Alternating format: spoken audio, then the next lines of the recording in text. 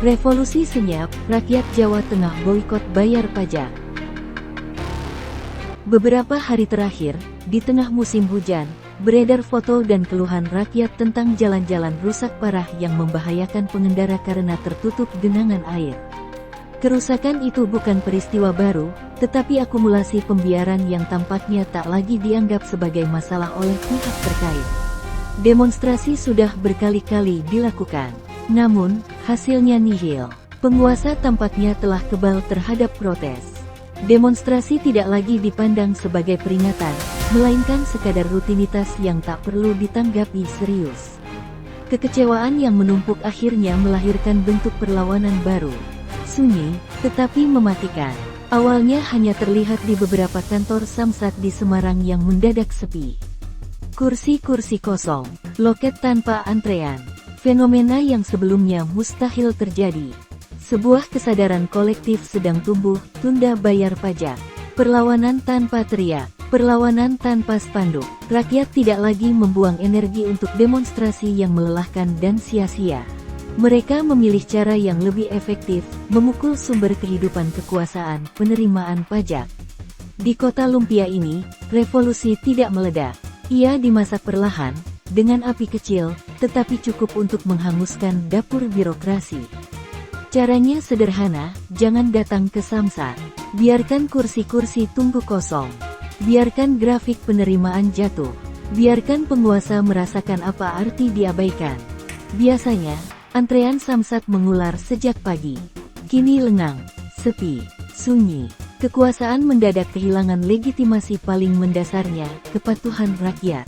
Fenomena ini bukan tanpa sebab. Lonjakan pajak kendaraan terasa mencekik. Kenaikan mencapai 48 hingga 66%.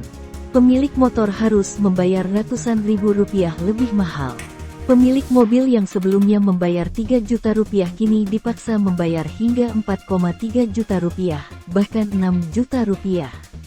Ini bukan kenaikan wajar. Ini lompatan yang menghantam logika. Pemerintah menyebutnya relaksasi, memberi label diskon. Tetapi rakyat merasakan sebaliknya, beban yang makin menyesakan. Gubernur Jawa Tengah, Ahmad Lutfi, berdalih lonjakan itu akibat regulasi nasional, yakni Undang-Undang Hubungan Keuangan antara pemerintah pusat dan pemerintahan daerah. Ada tambahan absen 16,6% untuk PKB dan 32% untuk BBNKB. Semuanya disebut sah, legal, konstitusional. Namun, pertanyaan rakyat jauh lebih sederhana. Jika pajak naik drastis, mengapa jalan tetap hancur? Target penerimaan pajak kendaraan tahun 2025 mencapai 4,15 triliun rupiah, dengan realisasi 3,96 triliun rupiah. Angka yang fantastis. Tetapi jalan tetap berlubang. Infrastruktur tetap rusak. Keselamatan rakyat tetap diabaikan. Kemana sebenarnya uang itu mengalir? Transparansi nyaris tidak terdengar. Yang terlihat justru pejabat menikmati insentif, tunjangan, dan fasilitas, berlindung di balik undang-undang dan peraturan gubernur. Rakyat dipaksa patuh, tetapi negara gagal menunjukkan tanggung jawabnya. Di titik inilah kesabaran mencapai batasnya. Rakyat menemukan senjata paling efektif, penolakan diam-diam. Tidak perlu membakar ban. Tidak perlu bentrok dengan aparat. Cukup satu tindakan, tunda bayar pajak. Bagi penguasa, ini mimpi buruk. Karena kekuasaan hidup dari pajak. Tanpa pajak, mesin kekuasaan tersendat. Bayangkan ketika petugas datang menagih, lalu rakyat menjawab, "Pajak kami tunda. Uangnya kami pakai menutup lubang jalan yang seharusnya menjadi tanggung jawab negara." Kalimat sederhana, tetapi menghantam telak legitimasi kekuasaan. Ini bukan makar. Ini bukan anarki. Ini adalah bentuk koreksi paling telanjang dari rakyat kepada negara.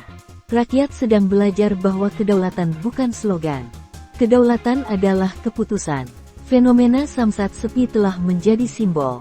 Metafora bahwa rakyat tidak lagi rela menjadi objek pemerasan fiskal tanpa imbal balik keadilan. Ini bukan soal keengganan membayar pajak. Ini soal kepercayaan. Pajak tanpa transparansi adalah pemerasan yang dilegalkan. Pajak tanpa keadilan adalah penindasan yang disahkan. Dan kekuasaan yang kehilangan kepercayaan rakyat, cepat atau lambat, akan kehilangan segalanya.